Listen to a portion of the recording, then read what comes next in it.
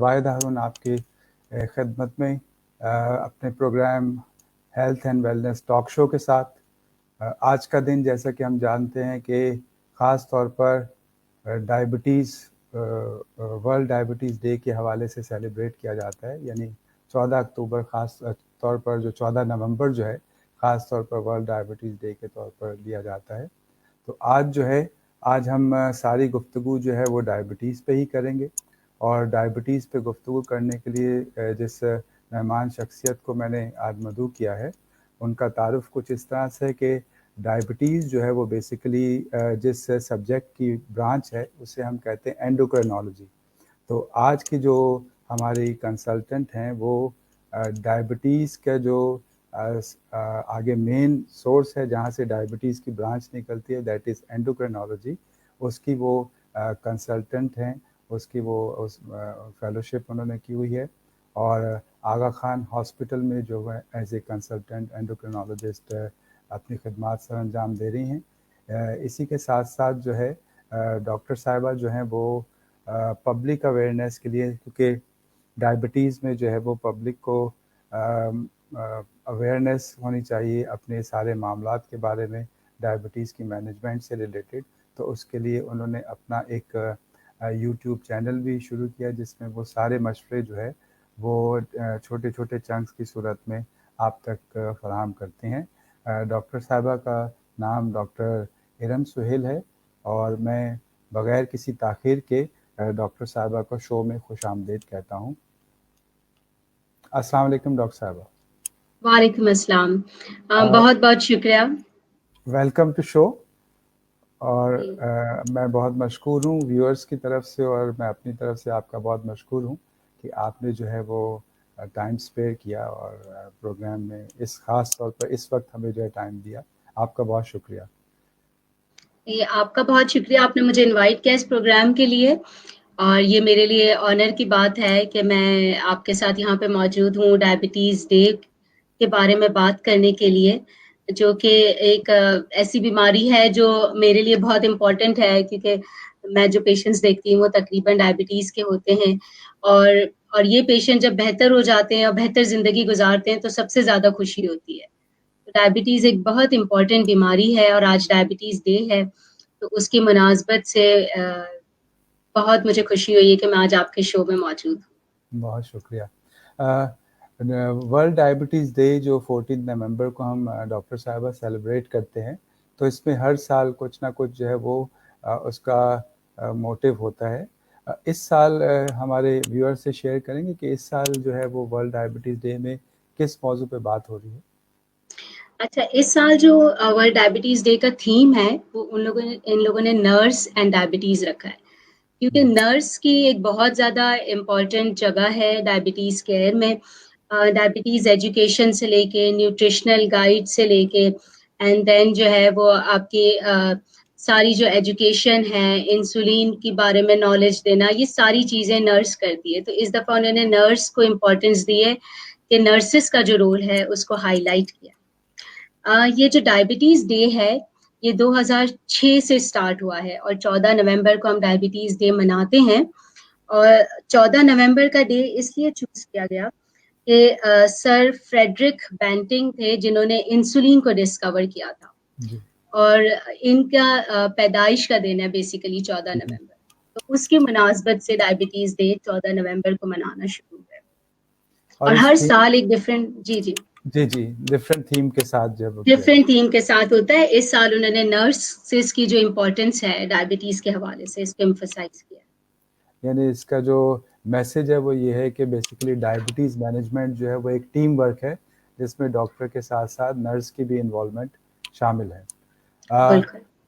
हमारे यहाँ डॉक्टर साहिबा इस तरह से होता है कि जब भी पेशेंट जो है वो उसको पता चलता है कि इसे डायबिटीज़ का मर्ज़ लाहक हो गया है, तो बहुत से उसके जो है वो सवालात होते हैं जो कि वो अपने सवालात जो है वो वक्तन फ़वक्तन पूछता है। तो आपकी प्रेज़ेंस का फ़ायदा उठाते हुए मैं अपने व्यूअर से कहूँगा कि आपके पास कोई भी सवाल हो तो डॉक्टर साहिबा से पूछ सकते हैं। हम गुफ्तगू के दौरान आपके सवालात या आपके जो वैल्यूएबल कमेंट्स हैं उनको प्रोग्राम में शामिल करेंगे। डायबिटीज़ और एंडोक्रिनोलॉजी जो है वो जब इसको देखा जाए तो मोस्टली जो है वो डायबिटीज़ के हवाले से जो बहुत से इश्यूज होते हैं, उसमें आप क्या समझते हैं कि क्या पेशेंट का लैक ऑफ नॉलेज उसमें एक फैक्टर होता है जिसकी वजह से वो उसको मैनेज नहीं कर पाता, या पेशेंट को ये अवेयरनेस नहीं होती या इंसाइट नहीं होती कि बेसिकली डायबिटीज़ को हैंडल कैसे करना है? इसमें बहुत सारी चीज़ें इन्वॉल्व हैं। हमारी जो लिविंग स्टाइल है वहाँ उससे लेकर, और हमें जो है ना वो एक्चुअली हमें बचपन जैसे हम भी ये करते हैं कि अपने बच्चों को बहुत खिलाते हैं और ये चाहते हैं कि उनकी डाइट अच्छी हो और उनका वेट ज़्यादा हो और वो हेल्दी हो। हमें लगता है कि वेट ज़्यादा है तो हेल्दी है। तो ये जो डायबिटीज़ के साथ जो प्रॉब्लम्स हैं वो वहीं से शुरू हो जाते हैं। ठीक है, क्योंकि अब आप देखें कि बच्चों में भी बहुत ज़्यादा डायबिटीज़ डायग्नोस हो रहा है और उसका रीज़न यही है। तो लाइफस्टाइल से लेके जब हम शुरू करते हैं, हमें ये नॉलेज भी हमारे लोगों में कम है कि हमें क्या खाना है, कैसे खाना है। देन जो फिजिकल इनएक्टिविटी है, यानी एक ही जगह बैठे रहना, ये एक जी। बहुत बड़ा फैक्टर है डायबिटीज के खराब होने में और कॉम्प्लिकेशंस होने में और डायबिटीज होने में। क्योंकि डायबिटीज भी यंग लोगों में अब इसी वजह से ज्यादा कॉमन हो गया है कि एक तो फिजिकल इनएक्टिविटी का फैक्टर है, दूसरा ये कि डाइट का फैक्टर। और फिर ये सब बातें ना बहुत लोगों को पता भी होती हैं कि हमारे लिए एक्सरसाइज कितनी ज़रूरी है या डाइट कितनी ज़्यादा इम्पोर्टेंट है, लेकिन थोड़ा-सा हम ईज़ी वे आउट ढूँढते हैं। हमें लगता है कि बस हमें मेडिसिन मिल जाए और उस मेडिसिन से किसी तरह हमारी डायबिटीज़ सही हो जाए। तो ये भी एक फैक्टर है कि डायबिटीज़ कॉमन हो रही है, उसकी कॉम्प्लिकेशंस बहुत कॉमन हो रही हैं, हमारे मुल्क में ख़ास तौर पे। बाहर शायद लोग थोड़ा हेल्थ का ख़्याल रखते हैं ज़्यादा, हमारे पास अब ये चीज़ें ज़्यादा कॉम, क्योंकि हमने वेस्टर्नाइज़ जो है वो अपनी डाइटरी हैबिट्स तो कर ली हैं, यानी खाना-पीना तो उनके जैसा कर लिया है, लेकिन उनकी जिस तरह की फ़िज़िकल एक्टिविटी है, वो हमारी नहीं है। तो वो सारे ये सब फैक्टर्स हैं कि जो डायबिटीज़ को बढ़ा रहे हैं। देन थोड़ा-सा ये है कि कहीं-कहीं पे डॉक्टर्स के लेवल पे भी होता है कि जो टाइम और जो नॉलेज आपको एक डायबिटिक पेशेंट को देनी चाहिए। बिज़ी क्लिनिक्स होते हैं हमारे पास, बहुत मरीज़ों का जब रश होता है तो वो टाइम नहीं दे पाते।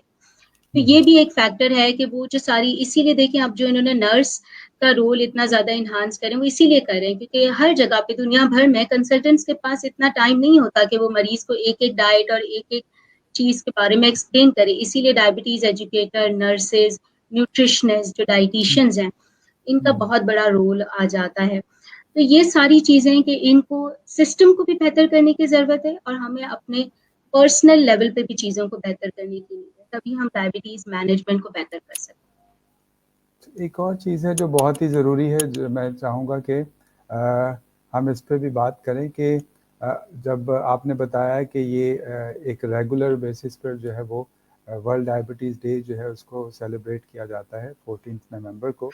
तो इसमें अगर हम इसके स्टैटिस्टिक्स देखें तो डायबिटीज़ का जो रेशो है वो ग्रेजुअली बढ़ता चला जा रहा है या इसमें कुछ कमी आई है?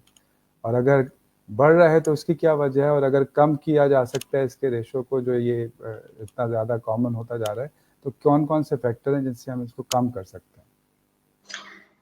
अच्छा, इसमें हमारे पास तो विद द इयर्स बहुत बढ़ा है। पाकिस्तान के अंदर डायबिटीज़ जो है वो अब 1-2 स्टडीज़ हैं जो लोकल स्टडीज़ हैं, जिनके मुताबिक, एक स्टडी के मुताबिक हर 4 में से 1 शख्स को पाकिस्तान में डायबिटीज़ है। तो जी। आप सोचिए ये कितना ज़्यादा है। और जो है ना वो, और दूसरी बात ये कि हमारे पास प्री डायबिटीज़ भी बहुत कॉमन है। प्री डायबिटीज़, डायबिटीज़ से पहले की कंडीशन है, जहाँ पर ये कि आप डायबिटीज़ की कैटेगरी में नहीं आते, लेकिन आपकी जो शुगर्स हैं वो इम्पेयर्ड होना शुरू हो जाती है, ठीक है? तो केयर हमें वहीं से शुरू करनी होती है बेसिकली, ताकि हम डायबिटीज़ होने से रोक सकें। लेकिन क्योंकि हम जो है ना वो रूटीन में चेकअप्स, अपना बहुत कम लोग हैं जो अपने रूटीन टेस्ट वगैरह कराते हैं, तो इसलिए प्री डायबिटीज़ का अक्सर पता नहीं चलता। एक चीज़ ये। दूसरा ये कि अब इसको कंट्रोल करने के लिए कि हमारे मुल्क में जो डायबिटीज़ की शरह इतनी ज़्यादा बढ़ रही है, तो इसमें जो है ना वो हमें सबसे ज़्यादा जो काम करने की ज़रूरत है, वो लाइफ़स्टाइल पे काम करने की ज़रूरत है। हमें लोगों को ये बताने की ज़रूरत है, क्या खाना है, कैसे खाना है, कितना खाना है। और जो मैंने बात की जैसे बच्चों की डाइट जो है, क्योंकि अगर आपकी फैमिली में किसी एक शख्स को डायबिटीज़ है, तो सबको डायबिटीज़ हो सकती है। ठीक बिल्कुल। है? तो इसलिए इवन बच्चों को हो सकती है। तो इसलिए आपको जो है ना वो ऐसा नहीं है कि अगर वो छोटे बच्चे हैं तो वो सब कुछ खा सकते हैं, आप जितना चाहें फास्ट फूड, अभी तो वो बच्चे हैं, तो इस तरह हमें नहीं करना कि चाहे वो जितना चाहें फास्ट फूड खा लें, क्योंकि फिर ये डायबिटीज की प्रेवलेंस को बढ़ा रहा है। तो जो डायबिटिक डाइट हम लोगों को बताते हैं वो बेसिकली फैमिली डाइट होती है। फैमिली के सब मेंबर्स को उस डाइट को लेने की नीड है, उस लाइफस्टाइल को अपनाने की नीड है। और मैं ये कहती हूँ कि ये एक हेल्दी लाइफस्टाइल है, ये हर किसी के लिए होता है। तो इट्स नॉट जस्ट कि अगर कोई डायबिटीज का मरीज है तो सिर्फ उसे ये डाइट केयर करनी है और ये सारी चीजें लेनी है। जैसे फॉर एग्जांपल हम चीनी की बात करते हैं, तो चीनी का कोई फायदा नहीं है, ठीक है, कोई न्यूट्रिशियस वैल्यू उसकी नहीं है, उसमें सिर्फ कैलोरीज हैं जो कि आपके वजन को भी बढ़ाती हैं, शुगर को भी बढ़ाती हैं। तो जो चीनी डाइट से हम कहते हैं कि आप खत्म कर दें, तो ये सिर्फ डायबिटीज के मरीजों के लिए नहीं है, ये सबके लिए है। जो फैमिलीज हैं जिनमें डायबिटीज एज अ बीमारी रन करती है, उन सबको कोशिशें करनी चाहिए कि या तो शुगर को मिनिमम कर दें, कम से कम इस्तेमाल करें चीनी, या फिर बिल्कुल बंद कर दें। ठीक है, तो ये सारे लाइफस्टाइल चेंजेस हमें अपनी फैमिलीज में, हमें बच्चों की लाइफ में अभी से जो है ना वो इंक्लूड करने हैं, ताकि बच्चे जो हैं हमारे वो हेल्दी हों, और हेल्दी इन द सेंस के मोटापे वाले हेल्दी नहीं, हेल्दी इन द सेंस के बीमारियों से बचे रहें, ठीक है। और जो है वो उनकी एक्सरसाइज की हैबिट होनी चाहिए, उनको खाना उनकी समझ होनी चाहिए कि हमें कितनी मिकदार में खाना है और क्या खाना है, क्या सही खाना है, क्या गलत खाना है। और इसी तरह से फिर हम इसको चेंज कर सकते हैं कि ये जो प्रेवलेंस हमारे मुल्क में इतनी ज्यादा बढ़ रही है, तो इसको चेंज करने के लिए हमें यही करना होगा कि हमें अपनी फैमिली के अंदर हेल्दी हैबिट्स इंक्लूड करनी होगी। बिल्कुल, आपने अभी एक टर्म यूज की प्री डायबिटीज, तो व्यूअर्स जानना चाहेंगे कि प्री डायबिटीज के क्या कट ऑफ्स होते हैं कि जिसमें पता चले कि ये प्री डायबिटीज है, और क्या नॉर्मल होते हैं, और बेसिकली ये किस किस्म का टेस्ट होता है जिससे हम ये कट ऑफ्स को सेट करते हैं। अच्छा, इसमें पहले इसको समझने के लिए समझना जरूरी है कि डायबिटीज के क्या कट ऑफ्स हैं। ठीक है, तो हमारे पास एक होती है फास्टिंग ब्लड शुगर, जो कि नेहार मुंह की ब्लड शुगर है। नेहार मुंह की ब्लड शुगर अगर 126 से ज्यादा है, ठीक है, तो वो डायबिटीज की कैटेगरी में आती है। यही नेहार मुंह की शुगर अगर 100 और 126 के बीच में है, तो ये प्री डायबिटीज की कैटेगरी में आती है। ठीक है, इसके साथ हमारे पास जो टेस्ट होता है वो HbA1c होता है, जो 3 महीने की हमें एवरेज शुगर बताता है। तो अब जो डायबिटीज के मरीजों को हम मॉनिटर भी करते हैं, और जो उनकी दवाओं की एडजस्टमेंट है, या जो भी उनकी डायबिटीज की मॉनिटरिंग है, वो हम इसी के जरिए करते हैं। तो आपको हर डायबिटीज के मरीज को ये पता होना चाहिए कि HbA1c क्या है, और उनका HbA1c क्या है, और उनका टारगेट क्या है। तो HbA1c की बहुत इंपॉर्टेंस है। अच्छा, दूसरी बात ये है कि जो HbA1c है, जब वो 6.4 और उससे ज्यादा होता है, तो हम डायबिटीज लेबल करते हैं पेशेंट को। ठीक है, यही HbA1c जब 5.7 और 6.4 के दरमियान है, तो ये प्री डायबिटीज कहलाता है। ठीक है, तो प्री डायबिटीज अगर किसी का डायग्नोज हो जाता है, तो हमें लाइफस्टाइल चेंजेस के जरिए कोशिश करके उनको कोशिशें करनी होती है कि वो फिर अपने HbA1c को बेहतर कर दें with in the 3 months time. अगर नहीं कर पाते तो फिर हमें कुछ दवाएं इंक्लूड करनी पड़ती हैं। Thank you so much Farhan, keep watching, keep supporting us. Thank you. अब गुफ्तगू को फिर वहीं से शुरू करते हैं। You were telling me about lifestyle changes, lifestyle modification, तो उसी से बात को आगे बढ़ाते हैं हम।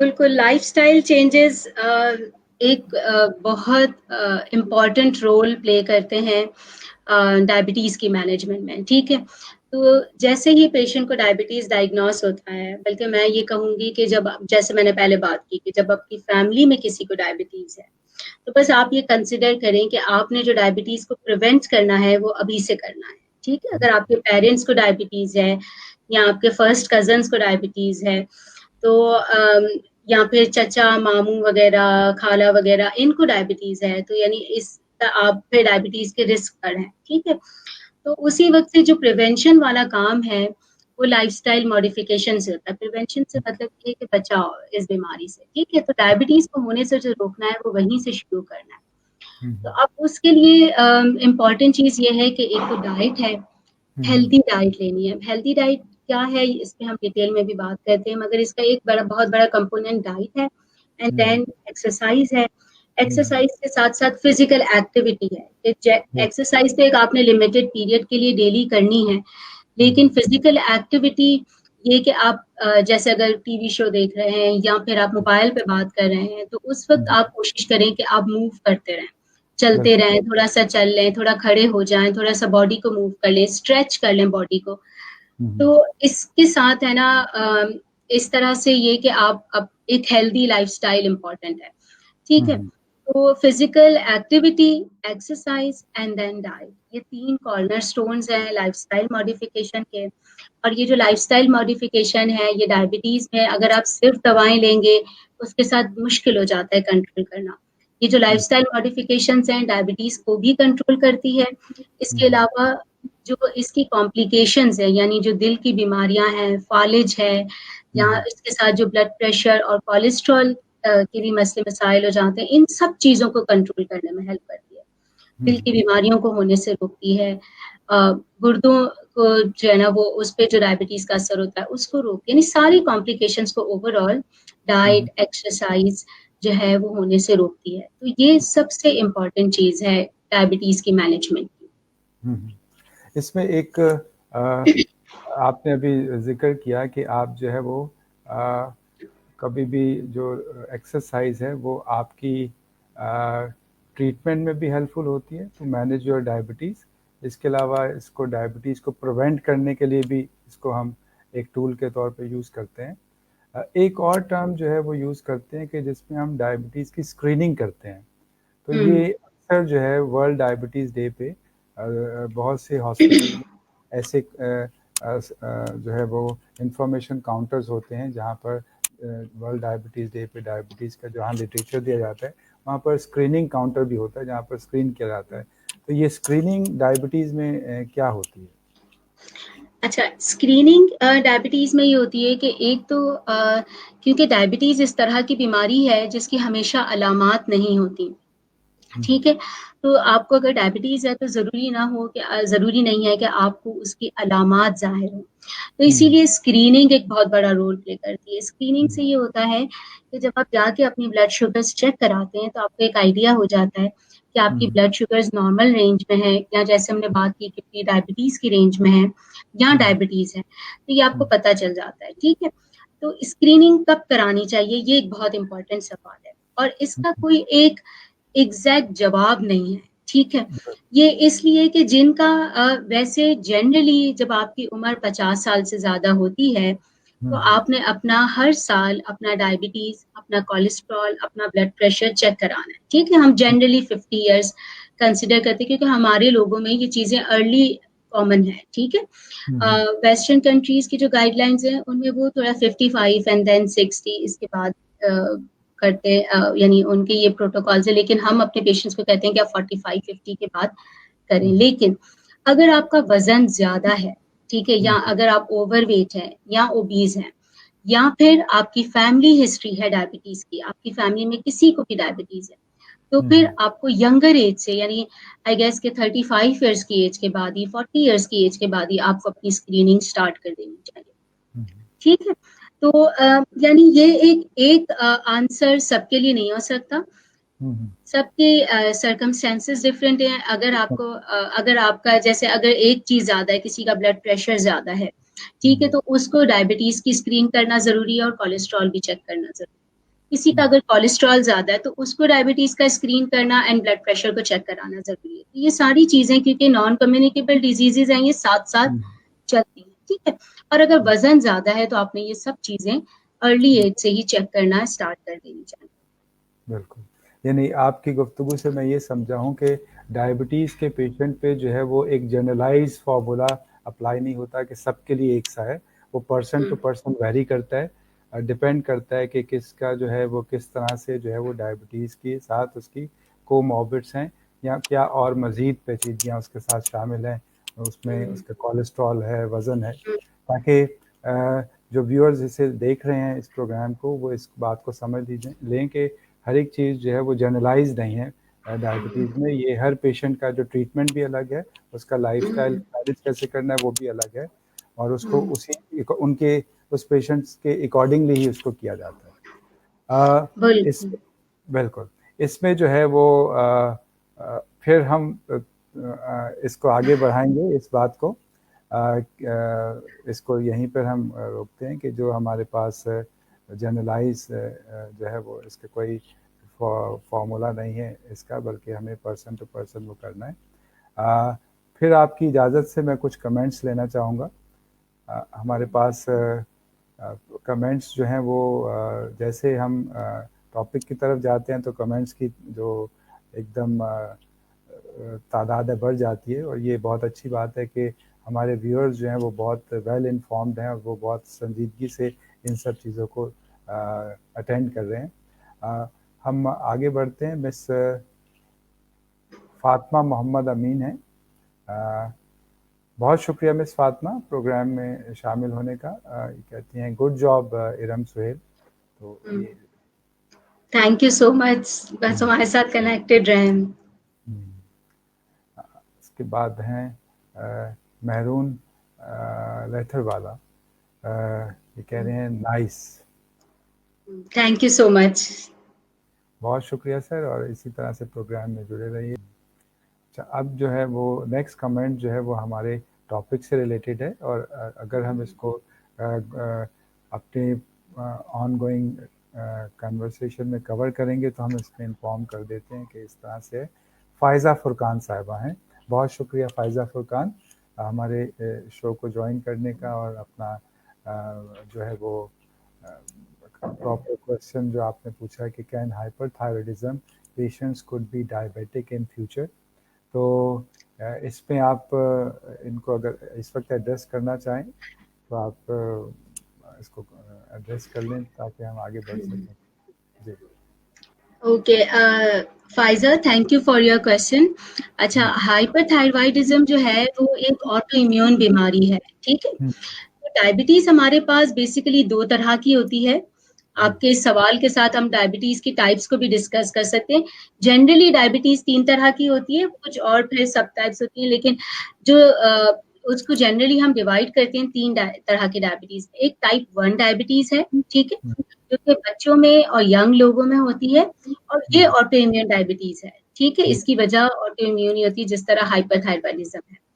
और एक दूसरी टाइप 2 डायबिटीज होती है, जो कि आम तौर पे हम देखते हैं, जो वजन के साथ रिलेटेड होती है, जो फैमिली हिस्ट्री के साथ ज्यादा रिलेटेड होती है, और जो आपके लाइफस्टाइल के साथ रिलेटेड होती है, और वो थोड़ी सी निस्बतन बड़ी एजेस में जाके होती है। लेकिन हाँ, अगर वजन वगैरह ज्यादा है तो हम आजकल बच्चों में भी देख रहे हैं टाइप 2 डायबिटीज। तो जो आपका सवाल है कि हाइपरथायरॉइडिज्म जो है उन पेशेंट्स को डायबिटीज हो सकता है, तो हाइपरथायरॉइडिज्म क्योंकि ऑटो इम्यून बीमारी है, तो उसके साथ ऑटो इम्यून डायबिटीज जो है वो हो सकती है, ठीक है। लेकिन जो भी ऑटो इम्यून जब एक बीमारी होती है ना, तो उसके साथ और भी ऑटो इम्यून बीमारियां होने का चांस होता है। ऑटो इम्यून बीमारी होती क्या है, क्योंकि बहुत सारे लोगों को नहीं पता होगा कि ये क्या होती है।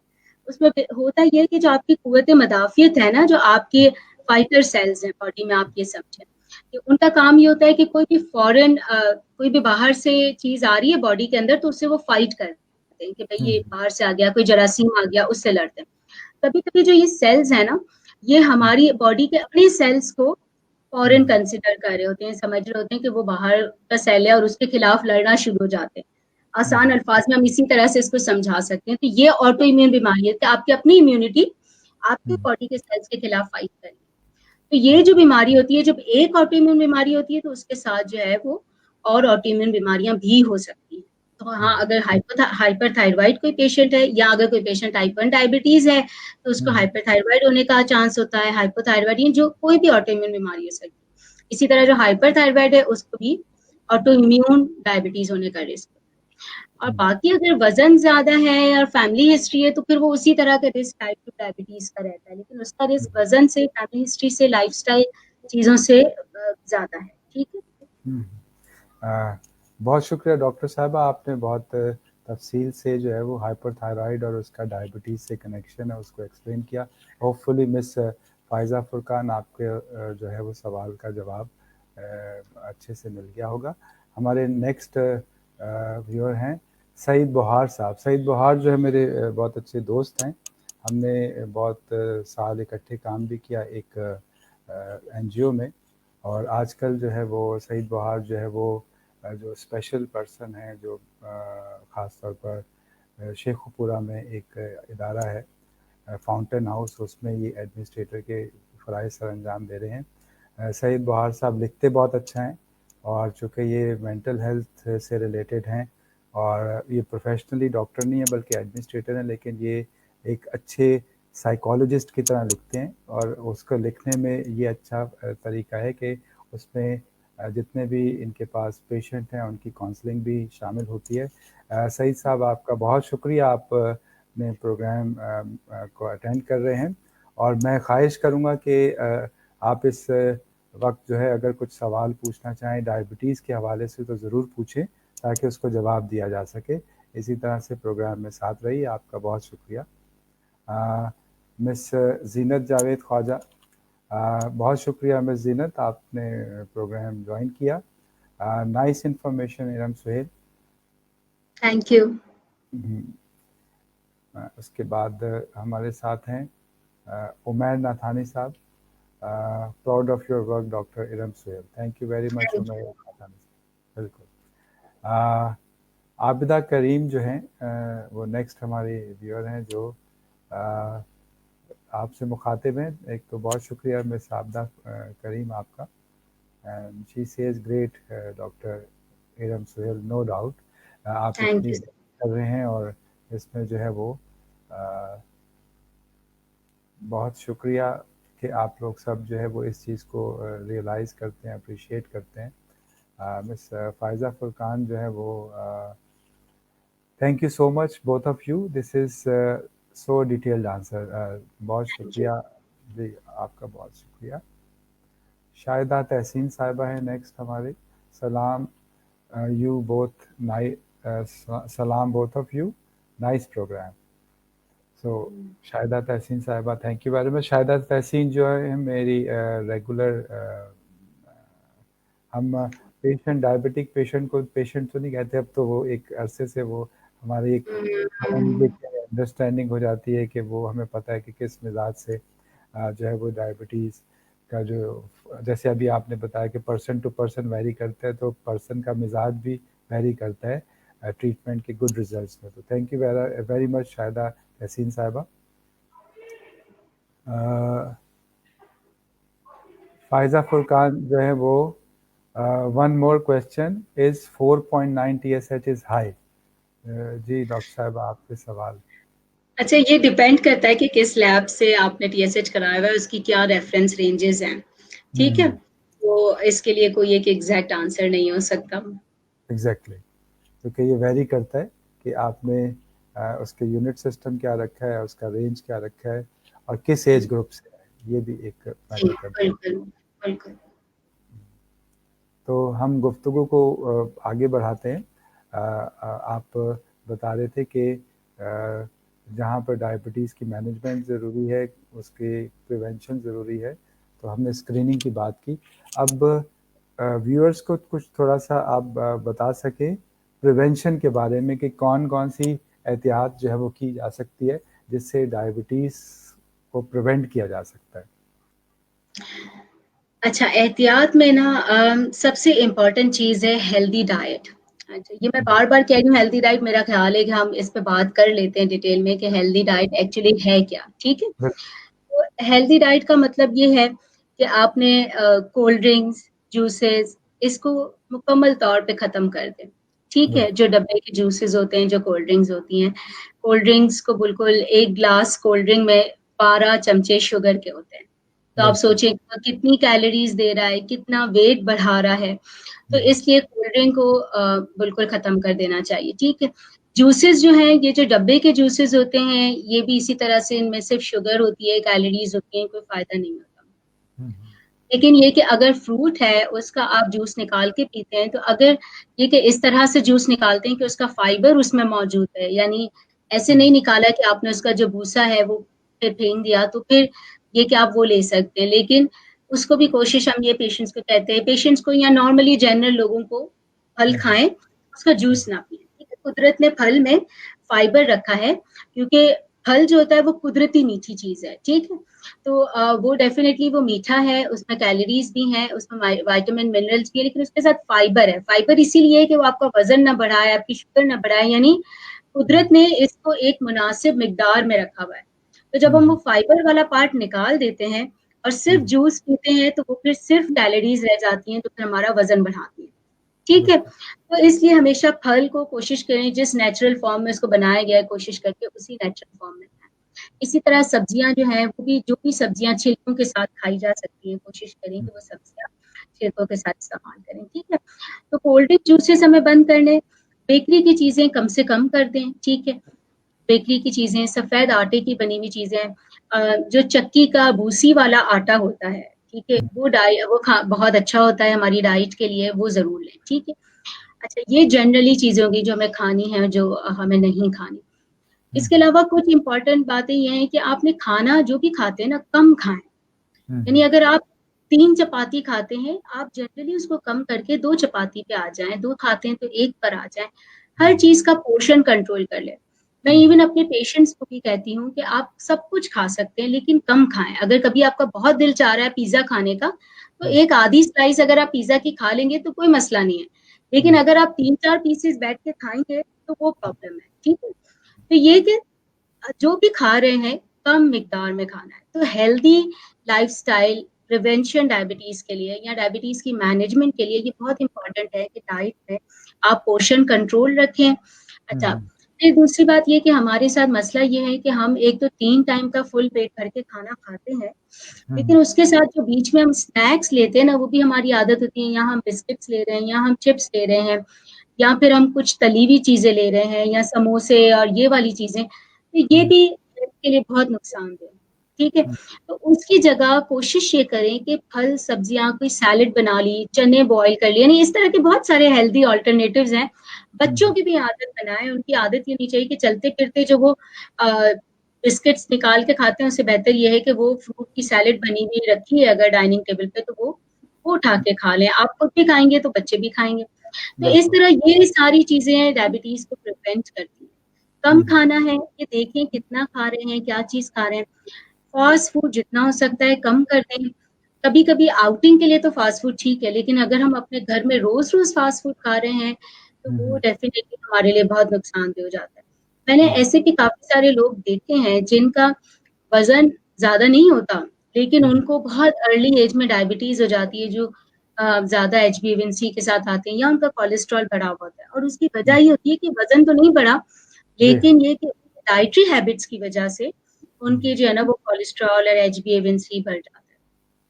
तो ये सारे फैक्टर्स हैं। डाइट को आप प्लीज थोड़ा सा एक चीज मैं कहती हूँ कि एक है ना, आपकी माइंडफुल ईटिंग होनी चाहिए। माइंडफुल ईटिंग का मतलब ये है कि आपने देख कर खाना है कि आप क्या खा रहे हैं और कितना खा रहे हैं, ठीक है। अगर आप कोई ऐसी चीज खा रहे हैं जो सेहत के लिए नुकसानदेह है, लेकिन आपका बहुत दिल चाह रहा है खाने का, तो वो कम से कम जितना एक निवाले में जो टेस्ट होता है वही एक प्लेट में भी होता है। तो यानी कोशिश करके कम से कम खाएं, ठीक है। तो और अगर आप हेल्दी चीज खा रहे हैं तो डेफिनेटली आप पेट भर के खा सकते हैं, लेकिन जनरली कम खाने की आदत होनी चाहिए। और आप देखें जो लोग बड़ी उम्र के जो 80-85 सालों तक अच्छी हेल्दी जिंदगी गुजार रहे होते हैं ना, तो अगर आप उनको देखेंगे, उनको इवेल्युएट करेंगे, मैंने काफी लोगों को देखा है, मेरी अपनी फैमिली में भी है, तो उनकी ये कि हमेशा कम खाने की आदत है। तो ये कम खाना जो है ये बड़ा फायदेमंद होता है, ठीक। डेफिनेटली बाय वॉक और बाय कार किसी भी तरीके से जो है वो जाते हैं, ऑन फुट भी जाते हैं। तो डायबिटीज में फुट केयर की जो है वो क्या सिग्निफिकेंस होती है? अच्छा, डायबिटीज के मरीजों के लिए फुट केयर बहुत इम्पोर्टेंट होता है। बेसिकली फुट केयर है क्या? फुट केयर आपके पैरों की हिफाजत है, ठीक है। तो जो डायबिटीज के मरीज हैं, क्योंकि जब उनको कॉम्प्लिकेशंस होती हैं, जो पेचीदगियां होती हैं डायबिटीज की, तो उसमें 2 तरह की पेचीदगियां होती हैं जो पैरों पे ज्यादा असरअंदाज करती हैं। एक तो नसों की पेचीदगी है, नसों का जो है ना वो यानी खराब होना या नसों का सही तरह काम न करना, जिसकी जो अलामात शुरू होती हैं वो पैर सुन्न होने से या सुइयां चुभने से, या कभी आप चल रहे होते हैं तो पता नहीं चलता पैरों से आपके शूज़ निकल जाते हैं, आपको पता नहीं चलता कि शूज़ निकल गए, या आप चल रहे हैं, आपको ऐसा लग रहा है कि हम तो रुई पे चल रहे हैं, ज़मीन महसूस नहीं हो रही, या कोई छोटी चोट लग गई, आपको महसूस नहीं हुआ। तो इन सारी अलामात से ये शुरू होती है। तो जब इस तरह की इसको हम न्यूरोपैथी कहते हैं, ठीक है, मेडिकल टर्म्स में। तो जब ये न्यूरोपैथी डेवलप होना शुरू हो जाती है, तो जब ज़ख्म बनते हैं, तो ज़ख्म जो हमें चोटें लगती हैं, हमें पता नहीं चलता, और फिर वो ज़ख्म जो है वो काफ़ी खराब हो जाता है, फिर हमें पता चलता है कि ज़ख्म है। इसी तरह जो दूसरी एक कॉम्प्लिकेशन है जो कि पैरों को इन्वॉल्व करती है, वो आपकी रगों की कॉम्प्लिकेशन है, ब्लड वेसल्स की, ठीक? इसमें पेरिफेरल आपकी जो है वो आर्टीरियल डिजीज होती है, जिसको मेडिकल टर्म में पेरिफेरल आर्टीरियल डिजीज कहते हैं, ठीक है? तो उसमें रगों में जैसे जैसे क्लॉट्स बनते हैं छोटे-छोटे, तो क्लॉट्स बनने की वजह से खून की जो रवानी है वो पैरों की मुतासिर हो जाती है। तो उसकी वजह से ये होता है कि खून की जब रवानी सही नहीं है, तो कोई अगर जख्म बनता है तो वो ठीक नहीं हो पाता, ठीक है? क्योंकि खून नहीं है ना, खून से जब ऑक्सीजन मिलेगा और न्यूट्रिएंट्स मिलेंगे तो वो जख्म ठीक हो पाएंगे, तो वो नहीं ठीक हो पाता।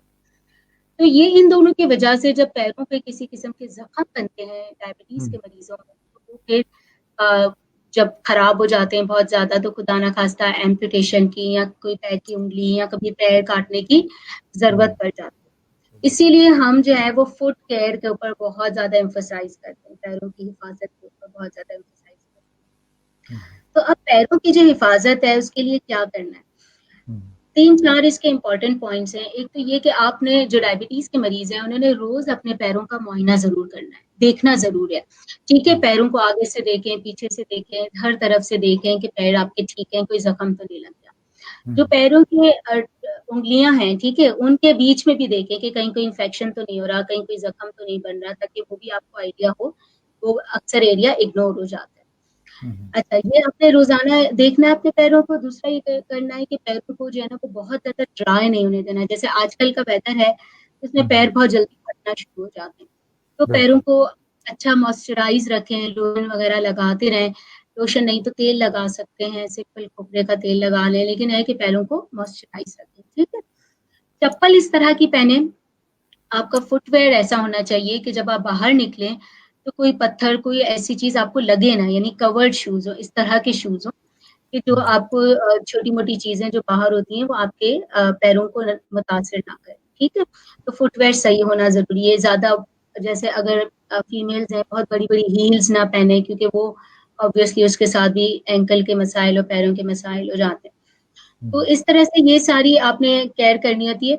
दूसरी बात ये कि आपने जैसे मोजे वगैरह अगर आप पहनते हैं तो वो थोड़ा सा देखना होता है कि वो बहुत लंबा अरसा ना पहने, कुछ घंटों के लिए पहने, ताकि फिर यानी पैरों को देखते रहें, पैर गंदे ना हो बहुत ज्यादा ना, और वॉश करें दिन में 2-3 दफा, उनकी हिफाजत करें, उनको ऐसा समझे जैसे हम चेहरे की हिफाजत करते हैं ना, इस तरह हमें डायबिटीज के मरीजों को चेहरे से ज्यादा अपने पैरों की हिफाजत करनी चाहिए। बहुत शुक्रिया इतनी तफसील से जो फुट केयर का बताया। तो मैं उम्मीद करता हूँ कि व्यूअर्स इसको बहुत अहमियत देंगे कि फुट कम्स फर्स्ट। आप अपने पैरों का जो ख्याल है वो चेहरे की तरह करें या चेहरे से ज़्यादा करें, और कोशिश करें कि बेयर फुट जो है वो आप कहीं मूव ना करें ताकि किसी किस्म की इंजरी ना हो। हम फिर गुफ्तगू को यहाँ रोकते हैं, और एक लंबी लिस्ट है मेरे पास कमेंट्स की जो आपके जवाबात का इंतज़ार कर रहे हैं। तो हम आपकी इजाज़त से जो है चलते हैं कमेंट्स की तरफ। और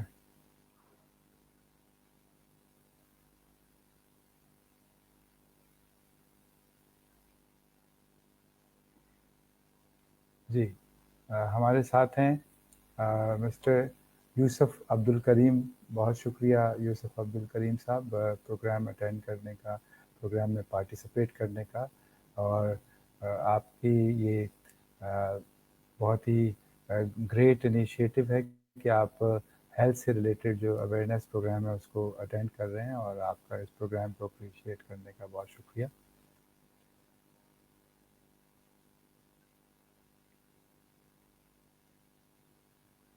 शाहिदा तहसीन साहिबा, welcome doctor Wahid, Allah bless you and your team, keep it up. Thank you very much. आपकी अप्रिसिएशन इसी तरह से जारी रही तो हम आपके जो भी हेल्थ से रिलेटेड अवेयरनेस प्रोग्राम है इसमें इंशाल्लाह इसी तरह से ये प्रोग्राम चलता रहेगा। सईद बुहार साहब जो हैं वो पूछते हैं कि सर बहुत शुक्रिया आपके इंट्रोडक्शन का। अच्छा बहुत सर, ये इंट्रोडक्शन नहीं, ये तो मैंने ज़रूरी था कि आपने हमारे प्रोग्राम में आए तो आपको बताएं। आपकी मोहब्बत है सर, आप हमारा बहुत ख्याल रखते हैं और इस प्रोग्राम में आपने जो है वो ख़ास तौर पर पार्टिसिपेट किया। सईद साहब पूछते हैं कि डायबिटिक पर्सन जो है वो दिन में कितना फ्रूट की मिकदार लेनी चाहिए उसे। आप इसको अगर कुछ बताना। ये बहुत इम्पोर्टेंट सवाल है। अक्सर डायबिटीज़ के मरीज़ ये समझते हैं कि हम फ्रूट बिल्कुल नहीं खा सकते क्योंकि वो मीठा होता है। तो इस बिल्कुल। तरह नहीं है, ठीक है? फ्रूट जो है वो एक कुदरत की तरफ से, कुदरत का मैं कहती हूँ कि बहुत बड़ा तोहफ़ा है और उसमें जो है ना वो काफ़ी सारे विटामिन्स, मिनरल्स, बहुत सारी इसमें हमारी फ़ायदे के लिए चीज़ें हैं। तो फ्रूट खाएँ लेकिन कम खाएँ, ठीक है? जैसे कम का क्या मतलब है कि आपने उसका वही बात है पोर्शन कंट्रोल करना है। जैसे अगर आप अंगूर ले रहे हैं तो एक छोटी प्याली में जितने अंगूर आ जाते हैं आप वो खा सकते हैं, ठीक है? सेब ले रहे हैं तो एक दरमियाने साइज़ का सेब, ठीक है? बनाना ले रहे हैं केला, तो वो भी एक दरमियाने साइज़ का केला ले सकते हैं, ठीक है? एक से ज़्यादा नहीं खा सकते। तो इस तरह से आप जो है वो फ्रूट ले सकते हैं। दिन में 5 सर्विंग्स फ्रूट्स एंड वेजिटेबल्स की ली जा सकती है। सही है, 1 सर्विंग जैसे 1 सेब है तो वो 1 सर्विंग है, 1 केला है तो वो 1 सर्विंग है, ठीक है? तो इस तरह से 5 सर्विंग टोटल ले सकते हैं। अगर आपकी शुगर्स बहुत ज़्यादा खराब हैं, यानी उस वक़्त इस तरह की सूरत-ए-हाल है, लेकिन जनरली अगर हम बात करें तो डायबिटीज़ के मरीज़ फ्रूट ले सकते हैं, बस ये कि पोर्शन का ख़्याल रखना। इसके साथ जो है वो मैं उम्मीद करता हूँ सईद साहब आपको तफसीली जवाब मिला इस चीज़ का। मिस फ़ायज़ा हैं अगेन, और वो अपनी हिस्ट्री आपसे शेयर करना चाह रही हैं। एक्चुअली माय हाइपरथायरॉयडिज़म, ये मेरा ख्याल थोड़ा सा कंफ्यूजिंग वो हो गया कि ये हाइपोथायराइड शायद लिखना चाह रही होंगी। Diagnose last time it was 36 that time, now it is 4.9। weight is perfectly accurate. I had gestational diabetes, so it's good कि gestational diabetes का जो अगला हमारा पार्ट था तो वो उनके क्वेश्चन में कवर हो जाएगा। ठीक है। This session will definitely help me a lot. जी बिल्कुल। जी डॉक्टर साहब प्लीज। अच्छा ठीक है, आप शायद हाइपर थायराइड नहीं, आप हाइपोथायराइड है, क्योंकि अगर आपका 36 का था ये सर, फिर भी आप डेफिनेटली वो आप दिखाएंगे किसी डॉक्टर को तो आपको बेटर गाइड कर सकेंगे। तो अगर वो 4.9 है तो अब वो डिपेंड करता है कि नॉर्मल आप किस रेंज पे है, वो आपको डेफिनेटली इसके लिए दिखाना पड़ेगा कि क्या रेंज है। वो नॉर्मल है तो ठीक है, अगर नॉर्मल रेंज में है। अगर ये ऑब्वियसली बढ़ा हुआ है तो कुछ डोज बढ़ाने की ज़रूरत होगी। अगर आप थायरॉक्सिन पर हैं, तो हमें नहीं आइडिया कि अभी आप किन मेडिसिन पे हैं, ठीक है? जेस्टेशन जो मैं शुरू में कह रही थी कि 3 तरह की डायबिटीज़ होती है। हमने टाइप 1 की बात की, टाइप 2 की बात की। तीसरी तरह की जो डायबिटीज़ है वो जेस्टेशनल डायबिटीज़ है, जिसको बिल्कुल आम अल्फाज में हम हामला खवातीन में या प्रेगनेंसी में डायबिटीज़ कहते हैं, ठीक है? बिल्कुल। ये एक बहुत बड़ा फैक्टर होता है, ठीक है? जो कि मदर के लिए और बच्चे के लिए बहुत ज़्यादा इम्पोर्टेंट होता है, क्योंकि अगर डायबिटीज़ प्रेगनेंसी में सही मैनेज ना हो तो उसके बच्चे पे भी बहुत ज़्यादा मुसर असरात हो जाते हैं और मदर पे भी बहुत ज़्यादा असरात हो जाते हैं, ठीक है? तो जेस्टेशनल डायबिटीज़ प्रेगनेंसी में होती है। 50-60% लोगों में ये ठीक हो जाती है प्रेगनेंसी के बाद, ठीक है? लेकिन कुछ लोगों में परसिस्ट करती है। कुछ लोग ऐसे भी होते हैं जिनको असल में जेस्टेशनल नहीं होती, यानी प्रेगनेंसी की वजह से नहीं होती डायबिटीज़, वो पहले से होती है जो प्रेगनेंसी में आके पता चलती है। तो ये लोग और कुछ लोग जिनको प्रेगनेंसी वाली जो डायबिटीज़ होती है वो कंटिन्यू हो जाती है, ठीक है? तो आपको दवाओं पे रहना पड़ता है। अब इसमें थोड़ा-सा इम्पोर्टेंट बात ये होती है कि प्रेगनेंसी के अंदर बहुत अच्छा डाइट कंट्रोल इसीलिए ज़रूरी होता है। तो अगर इस तरह की ख़वातीन हैं जिनको जो हमल से हैं, तो उनको इम्पोर्टेंट होता है कि अपनी ग़िज़ा का ख़्याल रखें, क्योंकि अगर आपका वज़न थोड़ा भी ज़्यादा है, तो ये बहुत ज़्यादा हाई चांसेज़ होते हैं कि आपको, या फिर आपकी फैमिली हिस्ट्री डायबिटीज़ की है, तो ये बहुत हाई चांस होता है कि आपको प्रेगनेंसी में डायबिटीज़ हो जाएगी। तो शुरू से प्रेगनेंसी में ख़्याल रखना होता है कि मीठा, कोल्ड ड्रिंक्स, बेकरी आइटम्स, ये चीज़ें कम से कम, नॉर्मल हेल्दी घर का खाना खाएँ, तो उसमें आपको कोई नुकसान नहीं होता, लेकिन ये चीज़ें कम से कम रखें प्रेगनेंसी में। ठीक है, ताकि जेस्टेशनल डायबिटीज ना हो। अगर हो जाती है तो फिर हमारे साथ ये होता है प्रॉब्लम कि दवाओं में हमारे पास बहुत ज्यादा ऑप्शन नहीं है। जेस्टेशनल जो डायबिटीज होती है उसको इंसुलिन से ही ट्रीट करना होता है। ठीक है, तो मरीज बहुत परेशान हो जाते हैं कि हमें तो इंसुलिन लगानी पड़ेगी, लेकिन वो उस वक्त बहुत जरूरी होता है क्योंकि बच्चे के लिए भी जरूरी है, आपके लिए भी जरूरी है। दवाएं हम इसलिए नहीं दे सकते कि वो बच्चे के लिए नुकसानदेह होती हैं। ठीक है, बच्चे की डेवलपमेंट के लिए नुकसानदेह होती हैं, तो प्रेगनेंसी में तो बहुत सारी दवाएं वैसे ही नहीं दी जाती। इसी तरह वो दवाएं शुगर की भी हम नहीं दे सकते। तो फिर ये कि डाइट कंट्रोल, एक्सरसाइज, प्रेगनेंसी में बहुत लोगों का ये मिथ होता है कि हम एक्सरसाइज नहीं कर सकते, ऐसा कुछ नहीं है। आप नॉर्मल 30 मिनट डेली वॉक आप प्रेगनेंसी में भी कर सकते हैं। तो एक्सरसाइज, डाइट कंट्रोल और उससे नहीं मैनेज हो रहा तो फिर हम जो है वो इंसुलिन दे सकते हैं। अच्छा, इंसुलिन ये है जब डायबिटीज खत्म होती है, यानी जब आपकी प्रेगनेंसी डिलीवरी आपका हो जाती है तो फिर इंसुलिन बंद हो जाती है। फिर हम मरीज को दवाओं पे मैनेज कर सकते हैं आगे अगर डायबिटीज रह जाती है। उमूमन ये कि 6 हफ्ते बाद हमें टेस्ट आपका यही HbA1c का जिसका हमने बात की थी अभी टेस्ट की, ये टेस्ट करा के देखना होता है कि आपको डायबिटीज अब क्या सूरत हाल है। लेकिन सबसे इम्पोर्टेंट बात यह है कि जिन खवातीन को ये प्रेगनेंसी में डायबिटीज हो जाती है वो बहुत ज्यादा हाई रिस्क होता है कि उनको आगे जाके डायबिटीज डेवलप हो जाएगी। ठीक है, तो उनको लाइफ टाइम आप समझें कि जो डाइट केयर है और जो एक्सरसाइज है, ये जो लाइफस्टाइल चेंजेस हैं, ये आपने लाइफ टाइम थ्रू आउट रखने हैं ताकि आपको डायबिटीज जल्दी ना हो। सही, क्योंकि ये प्रिवेंट करेगा डायबिटीज को होने से। ठीक है, तो ये मेरे ख्याल में ये इतनी इन्फॉर्मेशन इनफ है जेस्टेशनल डायबिटीज के लिए। लेकिन ये कि आप अक्सर खवातीन जो हैं वो अपने टेस्ट वगैरह नहीं कराती क्योंकि वो बुक ही के 7th मंथ में जाके 8th मंथ में जाके बुक कराती हैं केसेस, तो उनको अगर डायबिटीज चल रही होती है शुरू से तो पता नहीं चलता। तो ये भी एक प्रॉब्लम हो जाती है कि फिर उसके साथ जो भी कॉम्प्लिकेशंस हैं बच्चे में और फिर माँ को डिलीवरी के टाइम पे ये सारी कॉम्प्लिकेशन से गुजरना पड़ता है। बहुत शुक्रिया। अब हमारे साथ हैं मिस नौरीन रहीम। बहुत शुक्रिया मिस नौरीन आपका प्रोग्राम में आने का और इसे अटेंड करना और इनफैक्ट इसमें पार्टिसिपेट करने का। इनके ये पूछती हैं कि ड्राई फ्रूट कितना लेना चाहिए। अच्छा, ड्राई फ्रूट्स का ये है कि डिफरेंट ड्राई फ्रूट्स की डिफरेंट क्वांटिटी रिकमेंडेड होती है, लेकिन जब हम पोर्शन कंट्रोल की बात करते हैं ना तो आपने ड्राई फ्रूट कम लेने, बिल्कुल जो एक मुट्ठी पे जितने ड्राई फ्रूट आ जाते हैं ना, ठीक है, जैसे बादाम है तो बादाम एक मुट्ठी में जितने बादाम आ जाते हैं ये आप ले सकते हैं।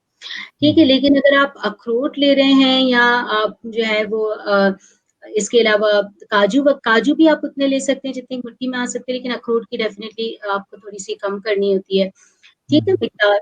इसी तरह पिस्ते थोड़े कम करने होते हैं क्योंकि बादाम में बादाम खाने से कोई कोलेस्ट्रॉल वो चीजें नहीं होती, लेकिन पिस्ते हाई कोलेस्ट्रॉल है उनके अंदर, तो वो थोड़ा सा आपको केयर करनी होती है। तो डिफरेंट आपके हेल्थ कंडीशन के हिसाब से फिर ड्राई फ्रूट्स आपको दिए जाते हैं, लेकिन जस्ट फॉर हेल्दी लिविंग आप जनरली ये समझ लें कि एक मुट्ठी में जितना ड्राई फ्रूट आ जाता है वो आप ले सकते हैं। बिल्कुल, बहुत अच्छे से आपने ड्राई फ्रूट के बारे में भी तफसील बताई। हमारे साथ अगले व्यूअर हैं अजीज़ अली नाथानी साहब। बहुत शुक्रिया सर, आपने प्रोग्राम ज्वाइन किया और इनके जो है वो प्रोग्राम से रिलेटेड जो है वो कमेंट्स जो है वो भी मेरे पास आ रहे थे प्रोग्राम से पहले ही, तो हम बहुत मशकूर हैं। आप अप्रिशिएट कर रहे हैं and he says very informative program. Thank you very much for appreciating. Doctor sahab आपके कमेंट्स की ज़रूरत होगी। Thank you so much. अभी आप जो फुट केयर की बात कर रहे थे डॉक्टर साहबा, तो शाहिदा तहसीन कह रही हैं कि फुट केयर वेरी के बारे में जो आपने बताया वो ज़बरदस्त था। मैंने 1 हफ्ते से केयर करना शुरू किया तो उससे बहुत फ़र्क पड़ा है। जो अभी आपने फुट केयर का बताया तो ये जो उसका एविडेंस दे रही हैं कि ऐसा होता है कि फुट केयर करने से चीज़ें बेहतर हो जाती हैं। इसके साथ हमारे साथ है मर्क अशफाक साहब। मर्क Ashfaq sahiba, how can we reverse prediabetes? ये बहुत इम्पोर्टेंट सवाल है। थैंक यू मुर्क साहिबा ये पूछने के लिए, क्योंकि बेसिकली जो लोग डरते हैं वो इसी से डरते हैं कि बस हमें डायबिटीज ना हो जाए। ठीक है, और डायबिटीज़ हो जाती है तो उसको रिवर्स करना कदरन मुश्किल होता है, लेकिन हाँ, प्री डायबिटीज़ का बिल्कुल रिवर्स कर सकते हैं, ठीक है? तो इसलिए ये बहुत इम्पोर्टेंट है कि जब आपको प्री डायबिटीज़ डायग्नोस हो जाती है, तो आपने क्या करना है? तो जो भी डाइट केयर अभी मैंने आपसे अर्ज़ की है, ठीक है? ये इम्पोर्टेंट है, हेल्दी डाइट लेना और आपका वज़न कम करना इम्पोर्टेंट है। अगर आपका वज़न ज़्यादा है, देखिए हम जो कैलकुलेटर यूज़ करते हैं ये डिफाइन करने के लिए कि आप ओवरवेट हैं या आप ओबीस हैं, यानी वज़न आपका ज़्यादा है, वो बीएमआई होता है। तो बीएमआई आप वैसे गूगल करेंगे, आजकल आप लोग सब गूगल करते होंगे, गूगल करेंगे आपको बीएमआई कैलकुलेटर्स मिल जाते हैं। तो उसमें अपना बीएमआई चेक करें। हम एशियंस का जो बीएमआई है वो 23 तक होना चाहिए, 18 टू 23 तक नॉर्मल है, ठीक है? कहीं-कहीं आपको कैलकुलेटर्स में 25 नज़र आएगा, लेकिन वो वेस्टर्न जो लोग हैं उनके लिए है, एशियंस के लिए 23 का बीएमआई है। तो अगर आपका बीएमआई ज़्यादा है, तो आपको लाज़िम है कि आप अपना वज़न कम करें और जब आप अपना वज़न कम करेंगे तो आपकी प्री डायबिटीज़ रिवर्स ठीक है? वज़न कम करने के लिए डाइट कंट्रोल इम्पोर्टेंट है, पोर्शन कंट्रोल बहुत इम्पोर्टेंट है, आप वेट भी कम करना चाह रहे हैं तो ये जो एक्सट्रीम डाइट्स होती हैं, कीटो डाइट, प्रोटीन डाइट, इन सब चीज़ों से वेट नहीं कम करना होता। आप सब चीज़ें खाएँ, सारे फ्रूट्स आपके जो फूड ग्रुप्स हैं, सारी चीज़ें आपकी डाइट में इंक्लूड हो लेकिन कम खाएँ, हर चीज़ की मिकदार बिल्कुल कम रखें, ठीक है? अच्छा, इसके साथ एक्सरसाइज़ इम्पोर्टेंट है। तो जो डब्ल्यूएचओ की और अमेरिकन हार्ट एसोसिएशन की रिकमेंडेशन है, उसके मुताबिक 150 मिनट्स पर वीक एक्सरसाइज़ करनी है। ठीक है, तो 150 मिनट्स पर वीक का मतलब ये है कि 30 मिनट्स आप समझें 5 डेज़ अ वीक। तो ये एक्सरसाइज़ अगर आप करते हैं, तो ये हेल्दी लिविंग के लिए भी इम्पोर्टेंट है, ये आपको वेट लॉस में भी हेल्प करती है। ठीक है? तो आपको जो है ना, अगर आप आपका जितना वेट है अब, उससे ये कहते हैं कि अगर आपने 7% अपना वेट कम कर लिया, तो आपके बहुत ज़्यादा हेल्थ रिस्क जो होते हैं, वो कम हो जाते हैं। जैसे 7% का क्या मतलब है कि अगर आपका जो है वो वेट आप समझें कि आपका वेट अगर 100 केजी है, ठीक है? तो आपने 100 केजी से अगर 7 केजीज़ कम कर लिया, तो इसमें भी आपका काफ़ी सारी बीमारियों का रिस्क कम हो जाता है, ठीक है? तो वेट कम करने से प्री डायबिटीज़ बिल्कुल रिवर्स हो सकता है। और लेकिन फिर उसको मेंटेन रखना है, ये नहीं करना कि आपने कुछ एक्सट्रीम डाइट करके वेट कंट्रोल कर लिया, वेट कम कर लिया, लेकिन फिर उसको मेंटेन नहीं किया और फिर वो दोबारा से रीगेन हो गया, तो दोबारा प्री डायबिटीज़ हो जाएगी और आगे जाके फिर डायबिटीज़ हो जाएगी। तो ये जो लाइफ़स्टाइल चेंजेज़ हैं, ये आपकी लाइफ़ में हमेशा कंटिन्यू रहने चाहिए और इनको मैं कहती हूँ कि ये आपकी फैमिली का लाइफ़स्टाइल इसी तरह का होना चाहिए। Because this is an healthy lifestyle. ये जो डाइट केयर और ये जो एक्सरसाइज़ की सारी बात है, फिज़िकल एक्टिविटी की बात है, दिस इज़ समथिंग कि हम सबकी लाइफ़ इसी तरह होनी चाहिए कि हमने यही सब खाना-पीना चाहिए और इसी तरह से अपनी एक्टिविटी रखनी ज़रूरी है, हेल्दी रहने के लिए। सो मुल्क अशफाक साहबा जो हैं वो कह रही हैं thank you so much, thank you very much for detail reply, जज़ाकल्लाह, बहुत शुक्रिया आपका भी।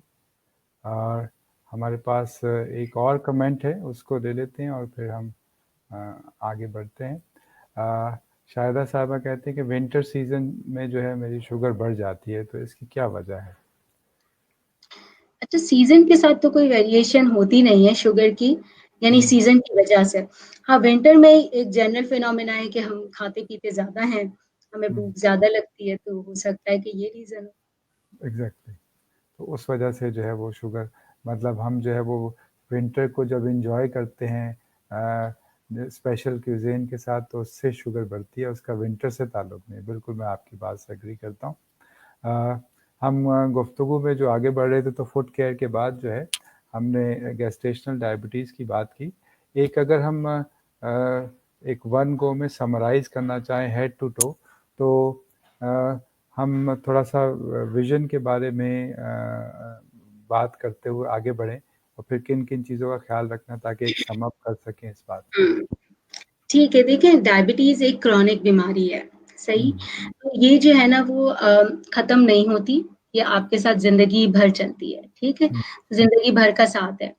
तो ये जो सारी लाइफ़स्टाइल चेंजेज़ हैं, जो आपको दवाएँ प्रिस्क्राइब की जा रही हैं और जैसे टाइप 2 डायबिटीज़ के जो मरीज़ हैं, उनको दवाएँ दी जाती हैं, जो टाइप 1 है, उनको इंसुलिन दी जाती है, उनको शुरू से इंसुलिन पे रखा जाता है, ठीक है? तो क्योंकि उनके जिस्म में इंसुलिन की मुकम्मल तौर पर कमी होती है, तो दवाओं के ज़रिए उसे ट्रीट नहीं किया जा सकता। तो इसी तरह जो टाइप 2 के मरीज़ हैं, जब उनकी डायबिटीज़ बहुत ज़्यादा आगे पहुँचती है, आगे स्टेजेस में, जब आपको 15 साल, 20 साल गुज़र गए हैं, या फिर कुछ लोगों को पता ही बहुत देर से चलता है, तो 4-5 सालों में भी इस तरह हो जाता है कि आपकी बॉडी में इंसुलिन खत्म हो जाती है, ठीक है? तो जब इंसुलिन खत्म हो जाती है, तो फिर आप कितनी भी गोलियाँ दे देंगे, वो उसका इलाज नहीं हो सकता, फिर इंसुलिन लगाना ज़रूरी हो जाता है, ठीक है?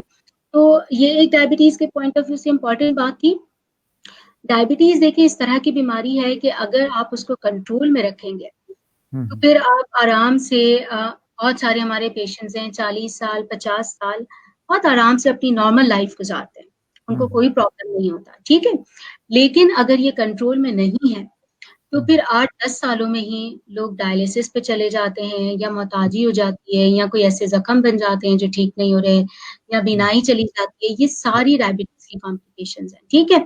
ये कॉम्प्लिकेशंस जो हैं, ये डायबिटीज़ के साथ होनी ही होनी है, सही?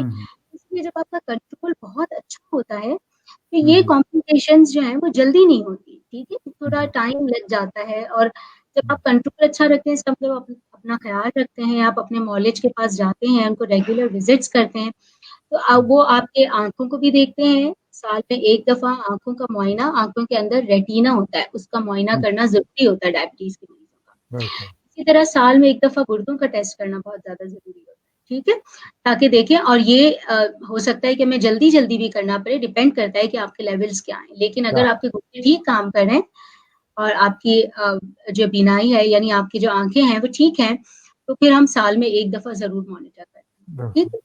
ताकि अगर ये चेंजेज़ या ये कॉम्प्लिकेशंस शुरू हो रही हैं, तो उसी वक़्त दवाएँ देके इसका इलाज किया जा सके, उसकी प्रोग्रेशन को रोका जा सके, ठीक है? इसी तरह फुट केयर की हमने बात की, ये आपको खुद करना है फुट केयर, हाँ, लेकिन जब ये न्यूरोपैथी होती है, जो नसों के मसले-मसाइल होते हैं, तो कुछ दवाएँ दी जाती हैं ताकि उसको बेहतर किया जा सके। इसी तरह जो सबसे इम्पोर्टेंट चीज़ है, वो दिल की बीमारियाँ हैं, दिल और फ़ालिज, दिल का अटैक और फ़ालिज, ये सबसे जो है ना, वो हम कहते हैं कि मोहलिक कॉम्प्लिकेशन है डायबिटीज़ की, ठीक है? यानी सबसे बुरी कॉम्प्लिकेशन है। क्योंकि इसकी वजह से जो है ना, वो इंसान की डेथ हो सकती है, ये ऐसी कॉम्प्लिकेशन है, ठीक है? तो इसलिए इसका ख़्याल रखना बहुत ज़्यादा ज़रूरी है। तो ये बहुत इम्पोर्टेंट है कि आप सिगरेट पीना बंद कर दें, अगर सिगरेट पीते हैं, ठीक है? क्योंकि ये दिल की भी, आपको ऑलरेडी अगर डायबिटीज़ है, और फिर आपको हो सकता है फैमिली हिस्ट्री हो, मेल्स में वैसे भी हार्ट डिज़ीज़ेज़ का रिस्क ज़्यादा होता है, ये सारे फैक्टर्स हैं, तो सिगरेट और एडिशनल फैक्टर है। तो डायबिटीज़ के मरीज़ों को तो सिगरेट बिल्कुल बंद कर देनी चाहिए, ठीक है? तो और इसके अलावा डायबिटीज़ को कंट्रोल में रखें, ब्लड प्रेशर को कंट्रोल में रखें, ये भी बहुत इम्पोर्टेंट है कि डायबिटीज़ अगर आपको एक दफ़ा हो गई, आपको किसी ने दवा शुरू कर दी, लेकिन आप अपना ब्लड प्रेशर, कोलेस्टेरॉल चेक ही नहीं कराया, तो वो आपको पता ही नहीं है, और वो अगर डिरेंज चल रहे हैं, तो वो भी एक बहुत बड़ा प्रॉब्लम बन सकता है। तो आपका शुगर कंट्रोल में नहीं चाहिए, ब्लड प्रेशर कंट्रोल में होना चाहिए, आपका कोलेस्टेरॉल कंट्रोल में होना चाहिए, ठीक है? इसके साथ जो है ना, वो आपने एक्सरसाइज़ करनी है। वॉक करना डायबिटीज़ के मरीज़ों के लिए आप समझे मस्ट है, ठीक है? अगर आपको प्रॉब्लम है, टाइम नहीं है, या फिर आपको कोई ऐसी बीमारियाँ हैं, घुटनों के मसले हैं, या कोई और इस तरह की चीज़ें हैं जिससे आप इतना आधा घंटा रोज़ वॉक नहीं कर सकते, तो आप 10 मिनट कर लें वॉक, दिन में 3 दफ़ा कर लें 10 मिनट, 5 मिनट कर लें। अगर आप बिल्कुल मूव नहीं कर सकते, बिल्कुल आप इस तरह से चेयर बाउंड हैं, इतनी कोई आपकी जॉइंट प्रॉब्लम्स हैं, तो आप अपर बॉडी की एक्सरसाइज़ कर सकते हैं। यानी आपकी बॉडी का मूव करना बहुत ज़रूरी है, वो इंसुलिन को कारआमद बनाता है। तो जिस समय डायबिटीज़ के मरीज़ों में जो इंसुलिन काम नहीं कर रही होती, उसको बेसिकली वो कारआमद बनाता है, उसका काम ये है। तो इसलिए वो वॉक ज़रूरी है, डाइट केयर हमेशा रखें, और कॉम्प्लिकेशंस को देखते रहें, अपने मॉलिज को विज़िट करते रहें। अब हमारे पास डायबिटीज़ की कुछ ऐसी नई दवाएँ हैं, जिनको हम ज़्यादा प्रेफ़र करते हैं, उसकी वजह ये है कि वो हार्ट के लिए सेफ़ है, यानी हार्ट को यानी हार्ट अटैक और फ़ालिज को होने से रोकती हैं डायबिटीज़ के मरीज़ों में, ठीक है? तो अगर आप डायबिटीज़ के मरीज़ हैं, और आपने बहुत अरसे से जो है वो अपने मॉलिज के पास नहीं गए हैं, विज़िट नहीं किया, फ़ॉलो-अप नहीं कराया, तो आप ज़रूर जाएँ, क्योंकि अक्सर ये होता है कि हम लोग शुगर्स चेक करते हैं, वो ठीक होती हैं, तो हम डॉक्टर के पास नहीं जाते। मगर कभी-कभी शुगर्स के अलावा एक जनरल फ़ॉलो-अप की भी नीड होती है, ठीक है? तो वो आप ज़रूर कराएँ, ताकि अगर मेडिसिन्स को चेंज करने की नीड है, जो आपके हार्ट वगैरह के लिए सेफ मेडिसिन्स की नीड है, तो वो आपको दी जा सके। बिल्कुल। बहुत शुक्रिया डॉक्टर इरम सुहेल। आपने जो पूरा होलिस्टिकली जो है वो डायबिटीज़ को डिस्क्राइब किया, उसको एक्सप्लेन किया। तो इससे हम यही समझे हैं कि जो हमारी एक्सरसाइज है वो बहुत ज़रूरी है।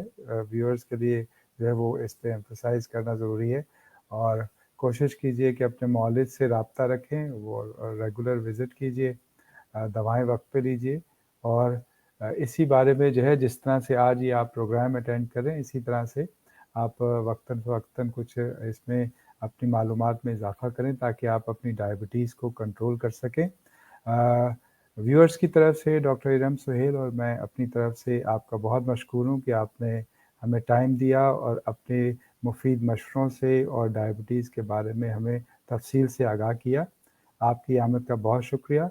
इंशाल्लाह हम उम्मीद करते हैं कि जब कभी हम एंडोक्रिनोलॉजी, थायराइड से रिलेटेड या किसी और एंडोक्रिनोलॉजी से रिलेटेड कोई टॉपिक को करेंगे तो ज़रूर आपको उसमें मदऊ करेंगे। अपना बहुत ख्याल रखिएगा। हमारी तरफ से अल्लाह हाफ़िज़। बहुत-बहुत शुक्रिया।